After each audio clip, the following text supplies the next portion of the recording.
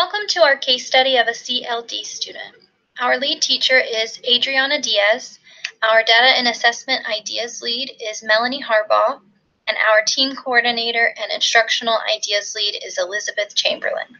In this presentation, we will be discussing a 3-lesson unit implemented over 3 consecutive weeks.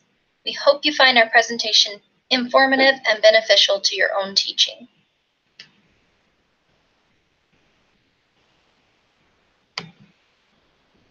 We will begin by discussing the learning environment of our CLD student. Our student goes to Scott Elementary School in Greeley, Colorado. The demographics of the school include 28.7% English learners, 77.3% minority students, and 86.4% free and reduced lunch students.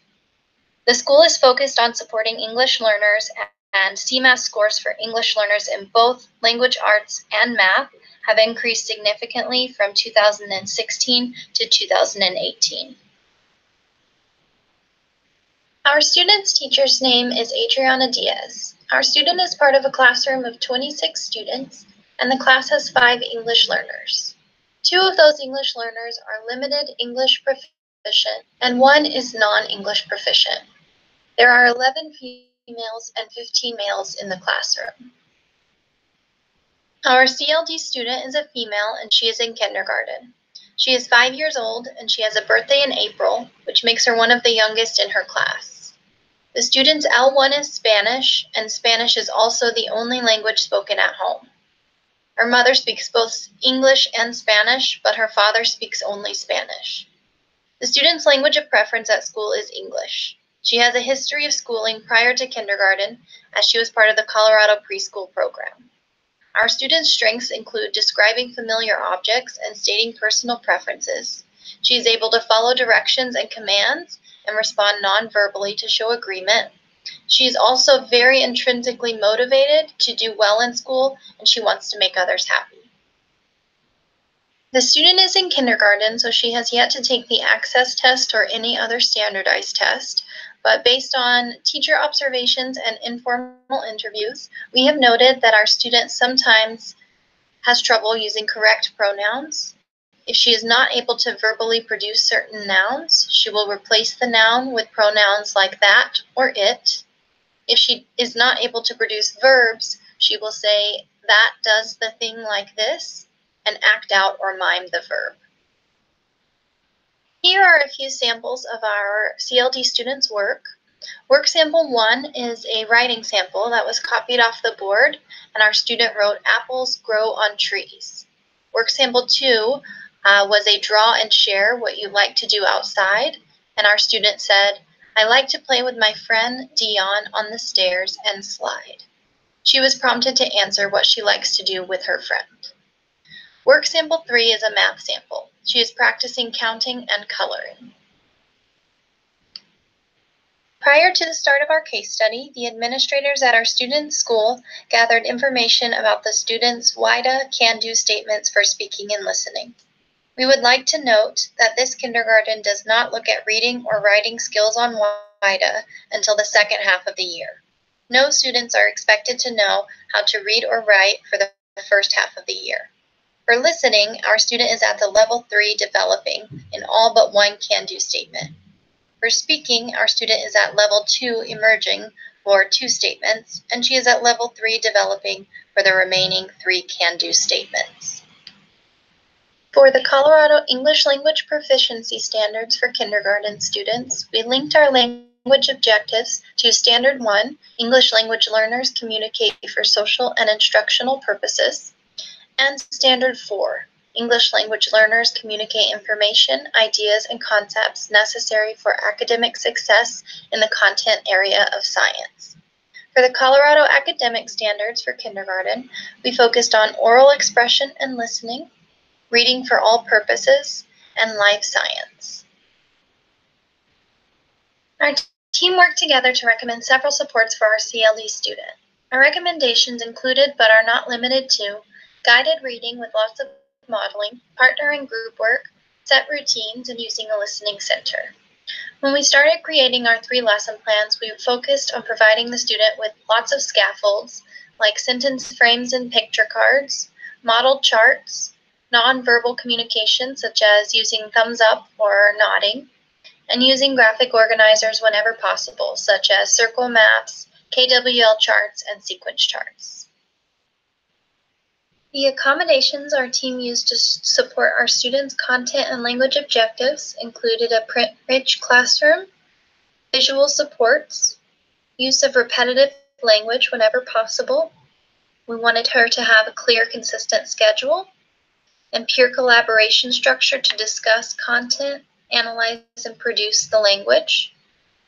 She also was given one-on-one instruction and assessments and kinesthetic activities to deliver content. For Lesson 1, the class read a nonfiction book about bats and focused on the vocabulary words mammal, nocturnal, and hang. Students drew a picture of a bat and other mammals. The teacher introduced words about bats one at a time, and while reading, the class talked about vocabulary terms. After reading, they reviewed the picture cards, and as a whole group, the students shared something they learned, such as what did you see or what did you hear.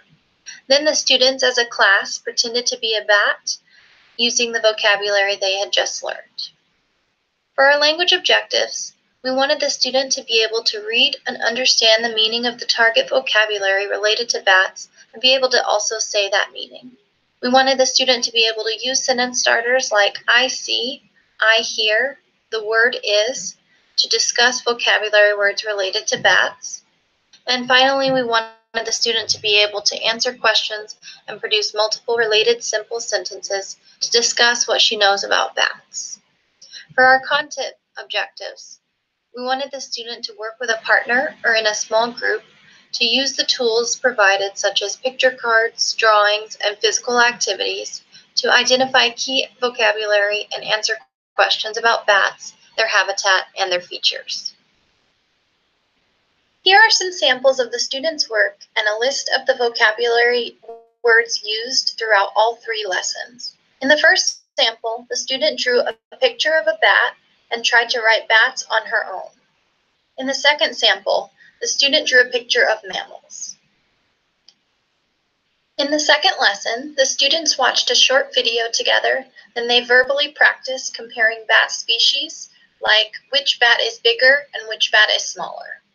The CLD student was able to respond in repetition to the discussion about bat size. She was able to say things like, that bat is big and the bat is bigger.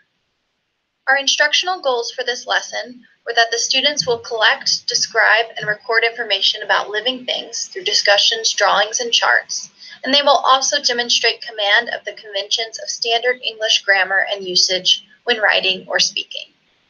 For our content objectives, we wanted our student to work with the whole class to use tools such as a video, pictures, a graphic organizer, and sentence stems to identify key vocabulary and compare different sizes and species of bats.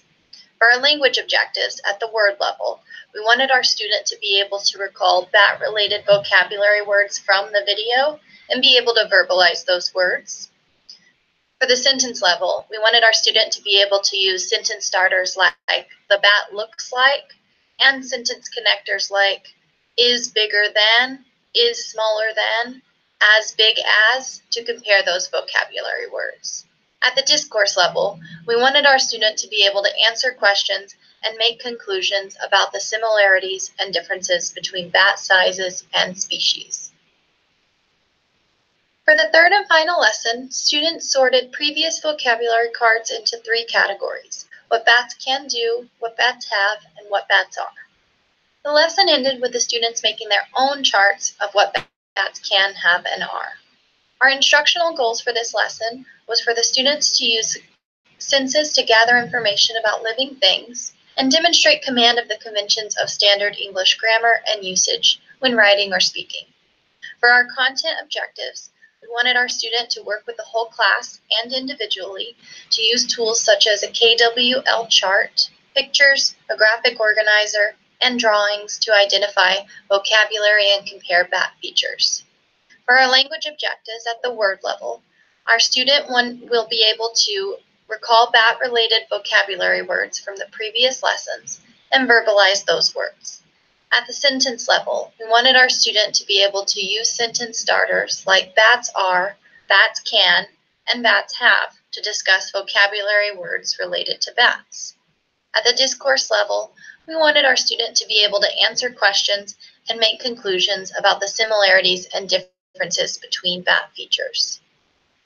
For formative assessment, our lead teacher used observations. She also used graphic organizers and KWL charts for every lesson.